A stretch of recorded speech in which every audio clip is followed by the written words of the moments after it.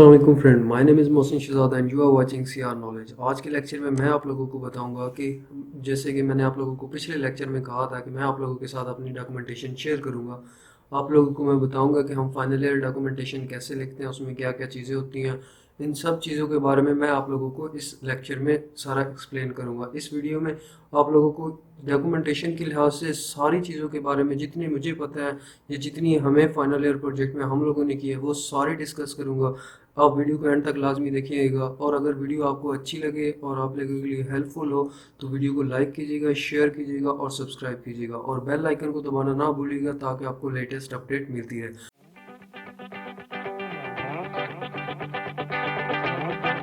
तो पहले जो हमारा सबसे पहला पेज होता है उसके ऊपर हमारे पास ऐसे हमारी यूनिवर्सिटी का लोगो होता है और हम लोग उसका नाम लिखते हैं, जैसे कि ये लिखा हुआ है। इसके ऊपर मैं क्योंकि यूनिवर्सिटी ऑफ सरगोदा का स्टूडेंट हूँ तो मैंने उसी का लोगो लगाया हुआ है। उसके बाद यहाँ पर हमारे पास एक पेज आ जाता है ये वाला, जिसके ऊपर हम लोगों ने अपने जो ग्रुप मेंबर होते हैं उनके नाम लिखना होता है, अपना नाम लिखना होता है, और फिर ऊपर हमने जो ये हम हेडिंग दी हुई है ये वाली, ये हमारा प्रोजेक्ट का बेसिकली नाम है।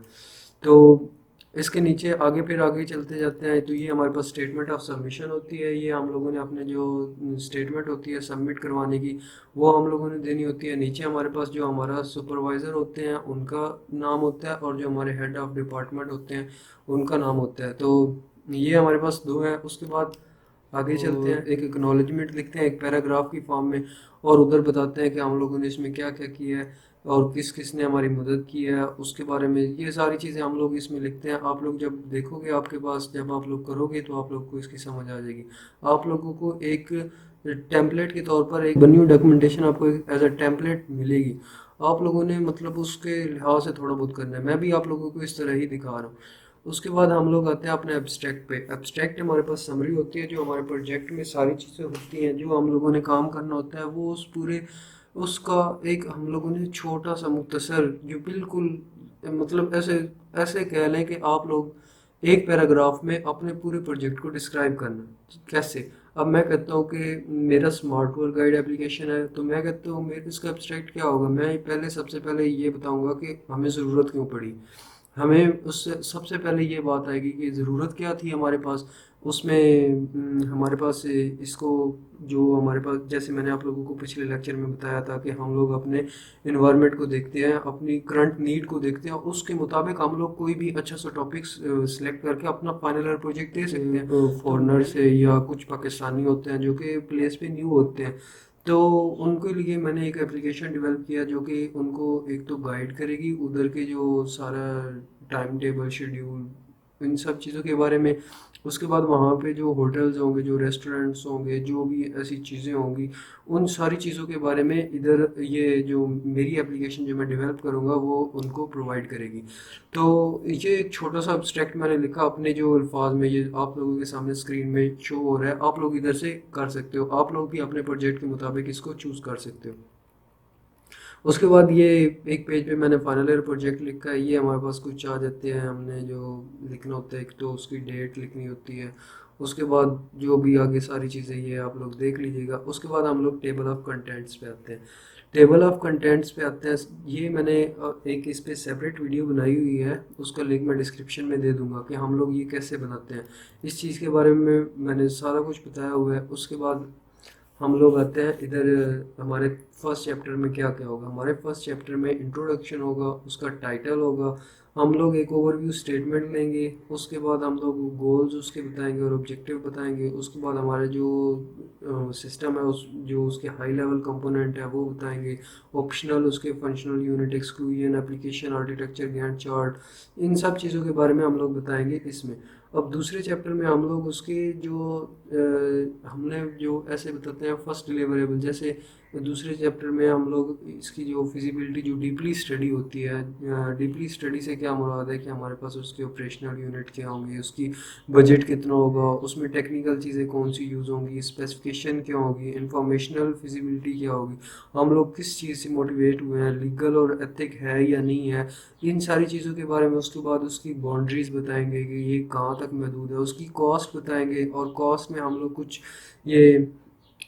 कुछ इन चीज़ों ये जो चीज़ें दी हुई हैं 2.4.1 और 2.4.2, इनकी मदद से हमारे पास कुछ मॉडल्स हैं जिनको यूज़ करके हम लोग उसकी कॉस्ट निकाल सकते हैं। हम कुछ और मॉडल्स भी लगा सकते हैं, कुछ और भी हमारे पास मॉडल्स दिए होते हैं जिनको हम यूज़ करते हुए अपनी कॉस्ट निकाल सकते हैं। आप लोग कोई भी मॉडल यहाँ पर चूज़ करो, आप लोगों को कोई भी गलत नहीं होगा। बस आप लोगों को से जब क्वेश्चनिंग होनी है, जब एक पैनल बैठेगा जो क्वेश्चनिंग करेगा, वो यही पूछेगा कि आप लोगों ने ये किस तरह से कॉस्ट एस्टिमेशन किया। आप लोगों को पता होना चाहिए कि ये कॉस्ट एस्टिमेशन कैसे किया हम लोगों ने और क्या किया। उसके बाद हम लोगों ने टास्क डिपेंडेंसी टेबल पे आना है। टास्क डिपेंडेंसी मतलब हमारे पास क्या क्या काम होंगे, हम लोगों ने क्या क्या काम करने हैं, और वो काम अगर पहले वाले किसी काम पे डिपेंड करता है या नहीं करता, हम लोगों ने वो चीज़ें बतानी है। और फिर हम क्रिटिकल पाथ मेथड, हम लोग क्रिटिकल पाथ मेथड एक क्रिटिकल पॉइंट निकालेंगे जहाँ पर हमें लगेगा कि ये हमारा कुछ ज़्यादा टाइम ले जाएगा।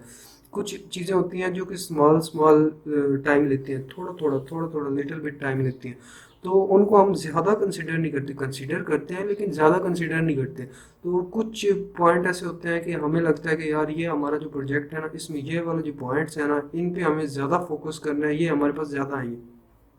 जैसे अभी मैंने एग्जांपल दी थी कि मेरा जो प्रोजेक्ट है वो स्मार्ट टूर गाइड है, उस पे अब मैं रूट्स भी दूंगा। तो रूट्स मेरे पास एक थोड़े से बड़े हैं क्योंकि मुझे उसके बाद गूगल मैप लेके आना है, उसमें कुछ बटन्स बनाने हैं, और उसके बाद एक जो इंफॉर्मेशंस हैं, जो मैंने होटल्स और रेस्टोरेंट्स और इनकी इंफॉर्मेशन गेट करनी है, ये भी हमारे पास एक क्रिटिकल की तरह ही है। उसके बाद गैंट चार्ट हमारे पास, ये तो सबको ही पता है कि ये हमारे पास एक जो हमारा शेड्यूल होता है उसको डिफाइन करता है। जो हमारा टाइम होता है कि हम लोग जो डॉक्यूमेंटेशन है वो इतने टाइम में बनाएंगे, हम लोग उसमें कोडिंग इतने टाइम में करेंगे, टेस्टिंग इतने टाइम में करेंगे, और डिलीवर हम इस टाइम कर देंगे। तो इस चीज़ें की इस तरह की चीज़ें जो हमारे यहाँ वो गैंट चार्ट में होती हैं।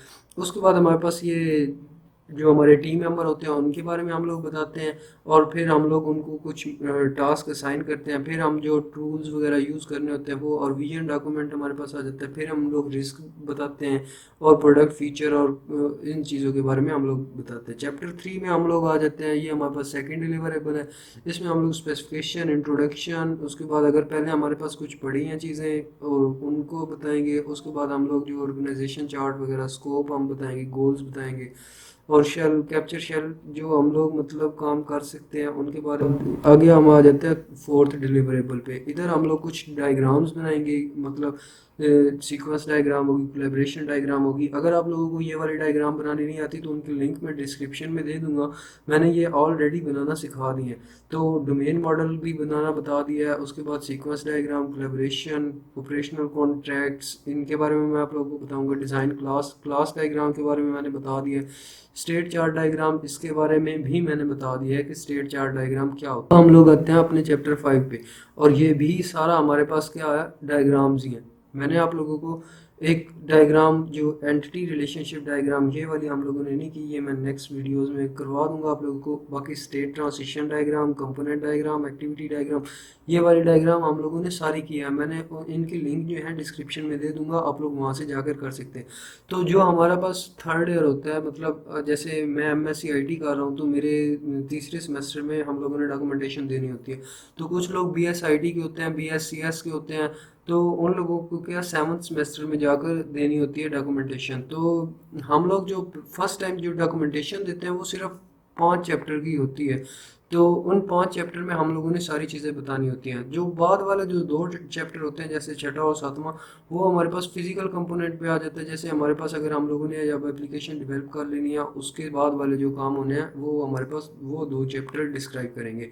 अब आते हैं अपने जो नेक्स्ट फर्स्ट चैप्टर में, जो मैंने इंट्रोडक्शंस पे टाइम दिया है। ये इंट्रोडक्शन मैंने इतना लिखा है कि हमारी एप्लीकेशन क्या होगी, वो किन को फैसिलिटेट करेगी, क्या क्या उसमें फंक्शन होंगे, उसमें सारी चीज़ें वो किन को गाइड करेगी, किस वे से करेगी, इन सारी चीज़ों के बारे में मैंने बताया। और एक चीज़, अगर आप लोगों ने यहाँ पर 1 2 लिखा है, ये 1 2 3 4 5 6 7 8 9 इस तरह आप लोगों ने नंबरिंग दी है, तो आप टिल एंड आप लोग इसी तरह ही नंबरिंग देते हैं, इसके अलावा कोई भी नंबरिंग यूज़ ना करें। तो आगे फिर चलते हैं, हम लोग अपने प्रोजेक्ट टाइटल पे आते हैं। हम लोगों ने ये टाइटल दिया, उसके बाद उसकी ओवरव्यू स्टेटमेंट दी। हम लोगों ने एक सिंपल सा ओवरव्यू दे देंगे कि हमारे पास जो, जैसे इधर मैंने बताया हुआ है कि जो जो पाकिस्तान है उसमें जगह, नेचुरल ब्यूटी, हिस्टोरिकल प्लेसेस हैं, और फॉरेनर जो आते हैं वो उन आते हैं हमारी कंट्री में, उनके बाद उनका विज़िट करने का जो तरीका होता है, जो पर्पज़ होता है वो डिफरेंट होता है। कुछ तो वैसे घूमने के लिए आते हैं, कुछ बिजनेस पर्पज़ के लिए आते हैं, कुछ पॉलिटिकल के लिए आते हैं, कुछ ऑफिशियल वर्क के लिए, कुछ एजुकेशन के लिए। इस तरह के कुछ, वो हर किसी का जो आने का तरीका होता है, वो आने का पर्पज़ होता है, वो डिफरेंट होता है।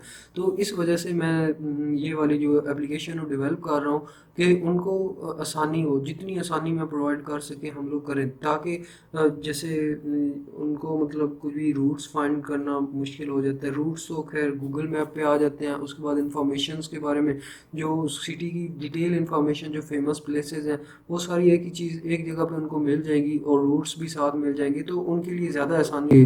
कुछ चीज़ें जो इम्पॉर्टेंट पॉइंट्स हैं वो वाले इधर बताए, गोल और ऑब्जेक्टिव, उसके जो गोल होंगे, उसके बाद हाई लेवल कंपोनेंट, उसके बाद हम लोग हाई लेवल कंपोनेंट के बाद ये कुछ इन्फॉर्मेशन देंगे कि कैसी कैसी होगी, उसमें लॉगिन होगा, सर्च होगी, ऑप्शनल फंक्शनल यूनिट आ जाएंगे। उसके बाद हम लोग एक एप्लीकेशन आर्किटेक्चर बताएंगे। अगर हमारे पास डेटाबेस है तो हम लोग डेटाबेस इंक्लूड करेंगे, वैसे अगर ना हो, हम लोग सिंपल सी एक एप्लीकेशन बना रहे हैं जिसमें हम स्टैटिक इन्फॉर्मेशन दे रहे हैं, तो वहाँ पर डेटाबेस की ज़रूरत नहीं पड़ेगी। हम लोग सिंपल रूट्स और स्टैटिक इन्फॉर्मेशन दे देंगे, तो हमें डेटाबेस की ज़रूरत नहीं पड़ेगी। तो हम लोग ये बता सकते हैं। उसके बाद हम लोग उगाते हैं ये गैंट चार्ट पे। तो ये हमारे पास गैंट चार्ट है, इसको हम लोग विज़्यू में बना सकते हैं। मैं आप लोगों को बनाने का तरीका बता दूंगा। सोन ही मैं आप लोगों को इसके बारे में भी बता दूंगा कि हम लोग गैंट चार्ट कैसे बनाते हैं। उसके बाद हम लोग आ जाते हैं अपने हार्डवेयर और सॉफ्टवेयर स्पेसिफिकेशन के बारे में। उसके बाद टूल्स एंड टेक्नोलॉजी रीजंस के साथ बतानी है हम लोग क्यों यूज़ कर रहे हैं।